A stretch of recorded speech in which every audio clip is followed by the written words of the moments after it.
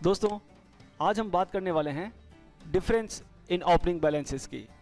जी हाँ दोस्तों, आपने कई बार देखा होगा बैलेंस शीट में आपको एक मैसेज डिस्प्ले होता है, एक हेडिंग अलग से दिखाई देती है, डिफरेंस इन ओपनिंग बैलेंसेस। तो आज की वीडियो में हम ये जानने वाले हैं कि इसके पीछे क्या रीज़न होते हैं, क्या कारण है कि हमें ओपनिंग बैलेंस में डिफरेंस दिखाई देता है, और यदि दिखाई भी देता है तो उसे हम किस तरह से रेक्टिफाई करेंगे, किस तरह से इसे ठीक करेंगे। ये सारी जानकारी आज की वीडियो में मैं आपको देने वाला हूँ। आइए शुरुआत करते हैं। दोस्तों, जब कभी आपको बैलेंस शीट में डिफरेंस इन ओपनिंग बैलेंस दिखाई देता है तो उसका जो प्रमुख कारण होता है वो ये होता है कि आप कभी किसी फर्म की, किसी कंपनी की जब ओपनिंग बैलेंस शीट बनाते हैं तब हो सकता है कि आपको डिफरेंस इन ओपनिंग बैलेंस दिखाई दे। ओपनिंग बैलेंस शीट मीन्स जब कोई कंपनी अभी तक मैनुअल अकाउंटिंग कर रही थी, हाथ से वो बुक्स में अकाउंट्स रखते थे, फिर आपने इस फाइनेंशियल ईयर से उनके अकाउंट्स को कंप्यूटराइज करना शुरू किया है। तो ऐसी कंडीशन में जब आप ओपनिंग बैलेंसेस डालते हैं तो हो सकता है उसमें आपने कोई फिगर में मिस्टेक कर दी हो, उस कारण से भी आपको डिफरेंस इन ओपनिंग बैलेंस का मैसेज डिस्प्ले हो सकता है। दूसरा इसका जो रीज़न हो सकता है वो ये हो सकता है कि आपने अपनी कंपनीज़ को स्प्लिट किया है और उसके बाद जो लेजर्स आपको मिले हैं उन लेजर्स में आपने ओपनिंग बैलेंस यूज़ किया है, ओपनिंग बैलेंस को टाइप कर दिया है, तो वो भी एक कारण है जिससे हमें डिफरेंस इन ओपनिंग बैलेंसेस दिखाई देता है। तीसरा जो इसका कारण हो सकता है वो ये हो सकता है कि आपने फाइनेंशियल ईयर के बीच में कोई नया लेजर इंट्रोड्यूस किया है, आप पहले उसे भूल चुके थे, बाद में आपको याद आता है और आप कोई नया लेजर इंट्रोड्यूस करते हैं और उसमें भी ओपनिंग बैलेंस डाल देते हैं, तो उस कारण से भी आपको डिफरेंस इन ओपनिंग बैलेंस देखने को मिल सकता है। चौथा इसका जो कारण है वो ये हो सकता है कि आपने स्टॉक आइटम के जो लेजर्स बनाए हैं, जो आपने स्टॉक आइटम क्रिएट किए हैं, उन स्टॉक आइटम में भी आपने ओपनिंग बैलेंसेस का यूज़ किया है। ऐसी कंडीशन में भी आपको डिफरेंस इन ओपनिंग बैलेंस देखने को मिल सकता है। दोस्तों, जैसा कि आपको पता है हमारे अकाउंट्स में डबल एंट्री सिस्टम होता है, जिसमें कोई एक चीज़ प्लस होती है तो दूसरी चीज़ हमें माइनस करनी होती है। इसी तरह से असेट इक्वल्स टू लायबिलिटीज़ की इक्वेशन भी काम करती है। और टैली एक सॉफ्टवेयर है, तो यहाँ जब आप कोई असेट इंक्रीज़ कर लेते हैं तो उसके एवज में आपको कोई ना कोई चीज़ डिक्रीज़ भी करनी होती है, पर हम भूलवश असेट तो इंक्रीज़ कर लेते हैं लेकिन कोई चीज़ डिक्रीज़ करना भूल जाते हैं। उस कंडीशन में टैली अपने आप ही असेट और लायबिलिटी को इक्वल करने के लिए आपको ओपनिंग बैलेंसेस में डिफरेंस के थ्रू वो अमाउंट शो कर देता है, वो फिगर शो करके बैलेंस शीट की टोटल को मिला देता है। सीधी सी बात है, यदि हमारी अकाउंट्स में कुछ गड़बड़ है, हमने बेसिक अकाउंटिंग रूल्स को फॉलो नहीं किया है, तो ही हमें डिफरेंस इन ओपनिंग बैलेंस देखने को मिलता है।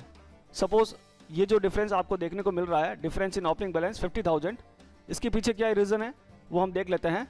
हमने यहाँ पर इन्वेंट्री के अंदर स्टॉक आइटम एक क्रिएट किया है, उस स्टॉक आइटम में मैंने यहाँ पर ओपनिंग बैलेंस यूज़ किया है, 100 नॉर्म्स, 500 रेट और 50,000 इसकी वैल्यू को पुट कर दिया है।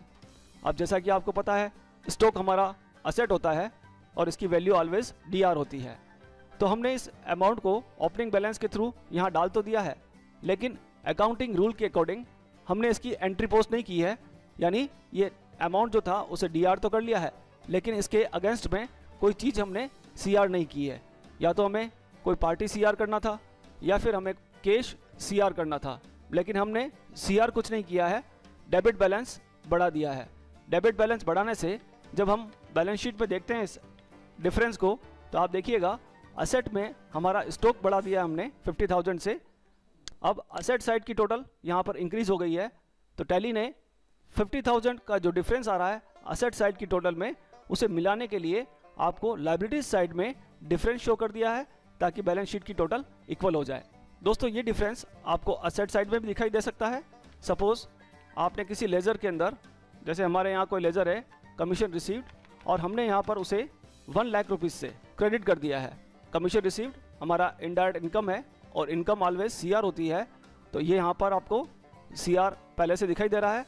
आपने 1 लाख रुपीज़ इसमें पुट किए और इसे सेव कर दिया ओपनिंग बैलेंस में डालकर। अब आप जब बैलेंस शीट देखेंगे तो टैली ने यहाँ पर क्या किया है, असेट साइड में आपको डिफरेंस दिखा दिया है 50,000। ऐसा यहाँ पर क्यों हो रहा है, 1 लाख का आपने इनकम आपकी इंक्रीज़ की थी, जिसमें से 50,000 का जो पहले का डिफरेंस आ रहा था वो टैली ने यहाँ पर एडजस्ट कर दिया है।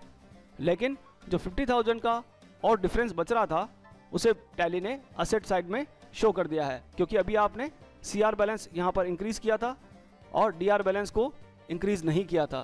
तो CR बैलेंस को इंक्रीज करने से हमने एक चीज़ को CR कर दिया है लेकिन दूसरी चीज़ को CR नहीं किया है, इस वजह से असेट में डिफरेंस क्रिएट हो रहा है और 50,000 हमें यहाँ पर शो हो रहा है। क्योंकि दोस्तों कमीशन रिसीव्ड जो होता है वो हमारे प्रॉफिट एंड लॉस में इनकम साइड में आता है, और जब हम उसके क्रेडिट बैलेंस को इंक्रीज करते हैं, इनकम के क्रेडिट बैलेंस को जब आप बढ़ाएंगे तो उसका जो डिफरेंस होगा वो आपको असेट साइड में दिखाई देगा। तो अब आपको ये क्लियर हुआ होगा कि हमें डिफरेंस क्यों दिखाई देता है। इसके पीछे का रीज़न आपको पता चल गया है। अब इसे ठीक करने के लिए पहले आप डिस्प्ले में ट्रायल बैलेंस देख लीजिएगा। F5 प्रेस करने से आपको सारे लेजर्स की लिस्ट दिखाई देगी, उसमें आप बैलेंसेस देख सकते हैं और आप अकाउंट्स, लेजर और अल्टर में जाकर जितने भी लेजर्स हैं उनके ओपनिंग बैलेंसेस को चेक कर सकते हैं। जब आप कोई लेजर में ओपनिंग बैलेंस डालेंगे तो आप ये डिफरेंस यहाँ पर आपको शो होगा। Total opening balance 50,000 debit, 1 lakh credit और 50,000 क्रेडिट बैलेंस में आपको यहाँ पर डिफरेंस दिखाई दे रहा है। तो अब आपको इस डिफरेंस को क्लियर करने के लिए अपने असेट साइड में आपको बैलेंस को इंक्रीज करना होगा, यानी किसी लेजर को आपको यूज़ करना है और उसका डेबिट बैलेंस आपको इंक्रीज करना है, देन आपको ये डिफरेंस क्लियर होगा। आप सारे लेजर्स को अच्छी तरह से चेक कर लीजिएगा।